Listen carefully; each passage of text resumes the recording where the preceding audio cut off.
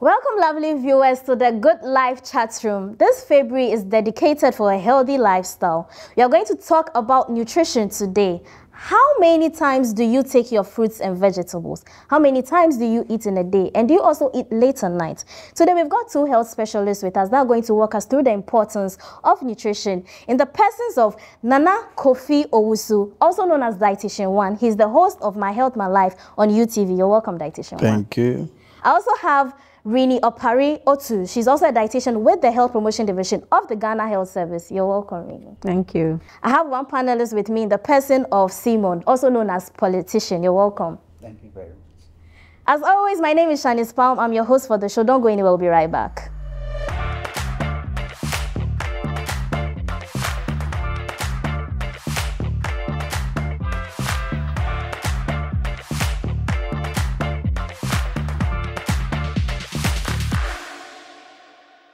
Welcome back, everyone. Now let's dive deep into the world of nutrition, shall we?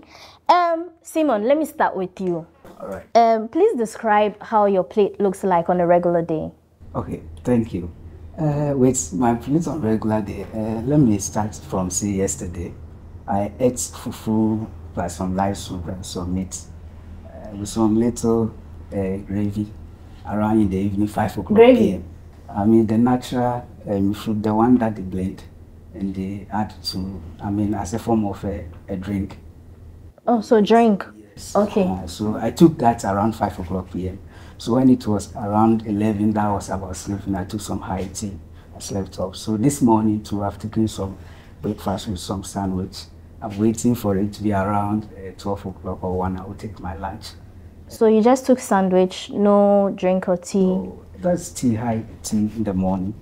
So I took some tea with some sandwich. So I was waiting for 12:30, then I'll take my lunch. Okay. So fruit around 3. Then, okay. Then by that time I will be at the home to take my supper. Another fufu? No. Okay, Rini, what do you think about the plate he described for us, briefly? I would say we haven't gotten much information from his diet, but one thing that excited me about his meal is the sandwich that he mentioned. Basically, with the sandwich, we know that we would have some vegetables in there, which a lot of Ghanaians don't tend to eat. Yes. So that's quite good because you'll be getting some minerals and vitamins from there. Okay. Definitely with the sandwich, or should I not assume that you had some protein in there? Exactly. Exactly, okay. So you have your carbohydrates, you have your protein, and you have a bit of the nutrients, which is the vegetables in there. So that's quite good. And then another thing that excited me was the fruits that he mentioned. Okay. Again, that's one thing a lot of Ghanaians fail to do or fail to include in their meals. So again, with the fruits, you'll be getting your antioxidants also from there, which help to fight diseases, fight certain diseases like cancers, and then also giving your body the many vitamins that the body needs. Dietitian One, I also want to know your take on his plate. I think that by and large, Rene has given an apt description, but one would wonder the muscles of fufu that he took. I'm just, because the typical Ghanaian would take like 2 mussels and 12 meal in a hand, and then there will be a zoo on the fufu. So there will be like different types of meats, that will cover the face of the fufu. And so people tend to overindulge when they are taking fufu because it's a delicacy. Yeah. And also the timing of the supper was okay, 5 o'clock. So if he didn't take too much, it would be ideal. But if he overdid it, then he would have to moderate. Also, with the fact that there is soup with the fufu is an added advantage. Okay. Because sometimes in Ghana, we like the mpoto, the peppers and the stews and the grapes. So if you are not careful, you don't get adequate fluid as part of your meals. And when the fluid give you dissolved nutrients, the nutrients are able to get into the fluid medium. And so absorption and digestion is very easy for you. So thumbs up to him, but just with the assumption that the muscles of the fufu Thankfully, he's here. So describe the fufu for us and then the pieces of meat. Oh, well, Like he was saying, like it. Please don't lie. Oh, I'm not lying. I'm just being frank. Yes. Okay. For I don't eat so heavy. Okay. But fufu is my best food. My So how sisters- big was the fufu and Quite small ones, 2 of them. into Amienu? As he said. Not so. So you see, you would also have to wonder the kind of work he does. Is he a sedentary worker? Okay. The expenditure of energy. Okay. If it's not too much, then one muscle should be fine. Should be okay. You know. So if you are taking like the sardine tin size, something like that, or say the phone size, Okay. you are doing 2 of this, they may be getting too much for a sedentary worker. Okay. You know, so if it's a manual worker, wala tu wala sa people, then they can do that because they spend so much energy. If the calories are over, then you could have the excess storing as fat on various parts of your body, which can predispose you to disease. Okay. Dietitian One, we hear this term, eating healthy. What does it mean? So eating healthy means that you are very mindful about what is on your plate. And so the healthy eating plate has certain expectations that you have adequacy. So we have what we call the ABCD of healthy eating. So the first one is adequate. So the food must be enough for your age and for your physiological state. If you are a pregnant woman, there is an expectation that you may eat a little more than you usually will eat. But it doesn't mean you should overdo it. Because some pregnant women, you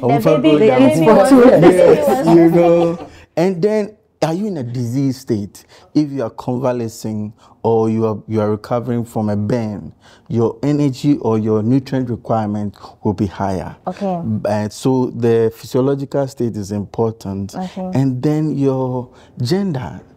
Okay, so females don't eat as much as males do, their requirements, you see, because men have more muscle and they expend more than females. So those are some of the conditions that you expect to be mindful of when you are determining adequacy. B is for balance. So do you have the nutrients in their right quantities? You have all the nutrients from carbohydrates to proteins to fats and oils to minerals and vitamins. Even now we have fiber and some people say water. So, you know, are your meals just refined, polished? These things will not help your health because they contribute so much calories. So if there's fiber inside, it's good. How much proteins are you eating? How much carbohydrate? It should not just be bread and water. And then you know, some people do that. You just bite bread and they chew and then they drink and say, I've taken my lunch. Or you take all fruits. You know, only fruits. Some people do that. I just took bananas. They take a fruit salad. And they say it's a whole meal. It is not a balanced diet. It's not a balanced meal to have. You must have all the nutrients in the right quantities. So we have food groups. You must pick from the meats and meat products. You must have fish products. You must have your dairy. You must have your cereals and grains. You must have your nuts and your legumes. These food groups, when you are able to select from all of them, then you are getting the nutrients that you need to get so that the meals will be balanced. So adequacy and balance are some of the things that you look out for when you're talking about healthy eating. Rini, please, what's your take on this eating healthy term? Okay, so I'll continue from where he left off. So I'll speak about the C, which is calorie or calorie control. Okay. So I want us to imagine, you know, like how a seesaw is like. Okay. So let's say if you have one big child on one end and a not so big child on the other end, you realize that the swing will tilt towards the child that is heavy. Yes. Okay, so basically we are talking about the calorie control. If you are eating much more calories, which is basically the energy we get from food, more than your body requires or more than the energy that you expend, for example, your physical activity, it means that the swing will tilt towards more of the calories, which is weight gain. Okay. So if you're eating more than your energy expenditure, it means that you'll be gaining weight, which is not too good. And then if you're eating less than your energy expenditure, it means that you'll be losing weight, which is also a deficiency, what we call malnutrition. Actually, both overnutrition and undernutrition is called malnutrition. So ideally, you should be eating just adequate, as in like just enough that your body needs. Then we'll talk about the D, which is diversity.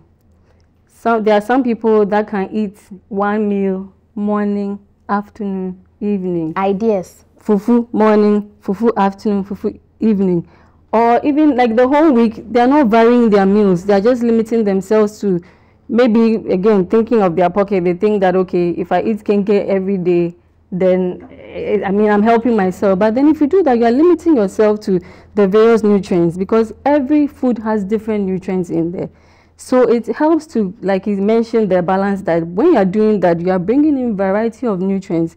You are varying your food, and then it will also help you to get different nutrients that will benefit your body. So it shouldn't always be the same way, kenke and pepper, kenke and pepper, kenke and pepper. Yeah, you need to vary whatever you're adding to the starch or the staple as well. Okay, that's fine. Thank you so much, Dietitian One. Thank you. Thank you so much, Rini. Thank you, Simon, politician. I always ask myself that where does the time go when you're having so much fun? Like I've really been educated. Like I've taken my own nuggets of wisdom. I hope you've all been educated and inspired to take your nutrition serious, to eat well and to eat healthy. I hope you've taken your nuggets of wisdom from what we learned over here. Free dietitian consultation. Really a free one.